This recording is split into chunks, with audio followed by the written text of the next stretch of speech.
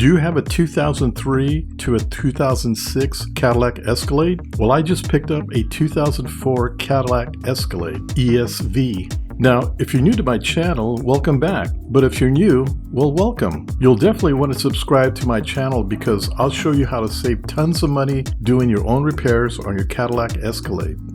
But before we get started, please don't forget to like and subscribe, and don't forget to hit that bell. Believe it or not, this really helps me to continue making these repair videos.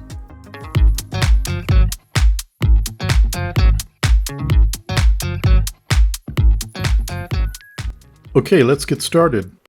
I'm going to replace the mirror on the passenger side door. You can use the same method on your driver's side mirror. The first thing you want to do is turn your key on and move your passenger side mirror all the way up, then all the way inside or to the left.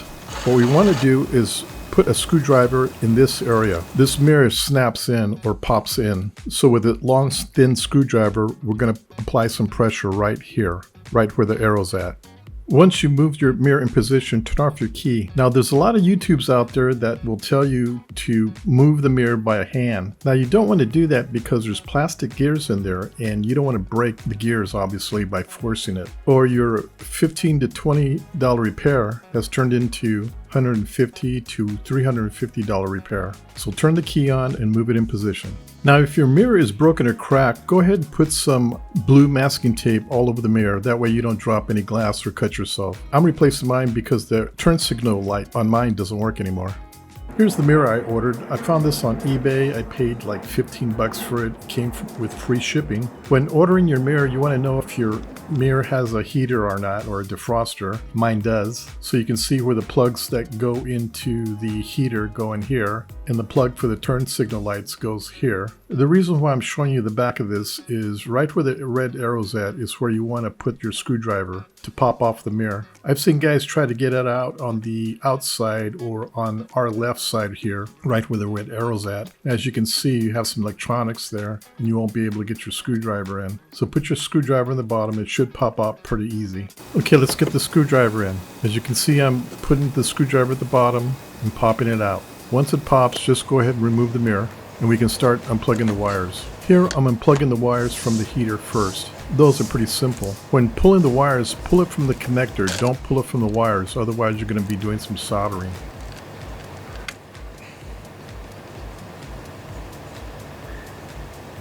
Next, we're going to unplug the turn signal. This one's a little tricky, but you can do it. What I did is I just got 2 picks and stuck it in the plastic housing and moved it outward. Again, don't pull on the wires.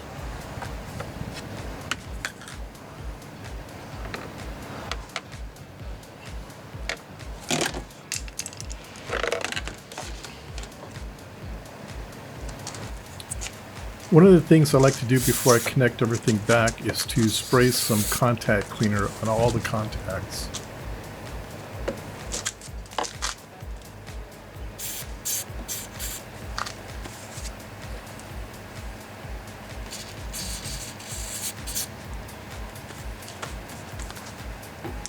Now you don't have to do this, but I apply a little grease so it just makes it a little easier for me to pop the mirror back in.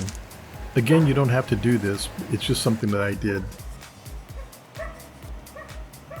All I'm doing is applying grease in all the areas where the plastic clips come together.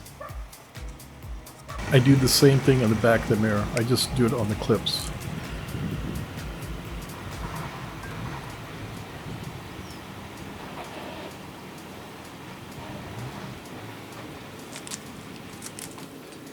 Now I'm just plugging the plugs back in. Here I am putting the defroster wires in first.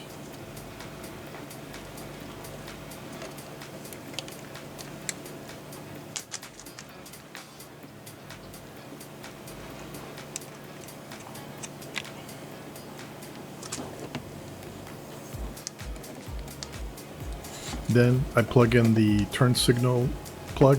This plug goes in one way, so you may want to take a look at it. When you plug it together, you'll hear it snap.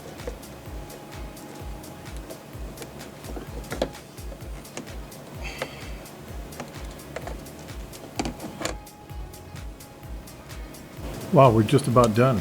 Now, just before we snap it back together, make sure the wires are out of the way.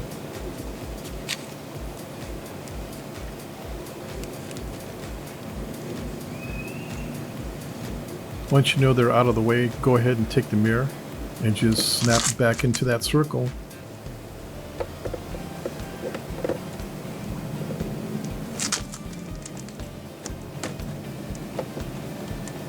And you're all done.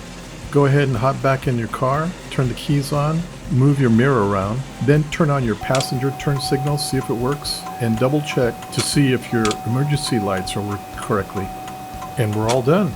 Well, I hope you found this video very informative, and most of all, I hope it saved you a lot of money. Don't forget to check out my other how-to videos, where you'll see tons of videos that will help you save money. Anyway, don't forget to like and subscribe, and of course, hit that bell. Until then, I can't wait to see you at my next video. Bye!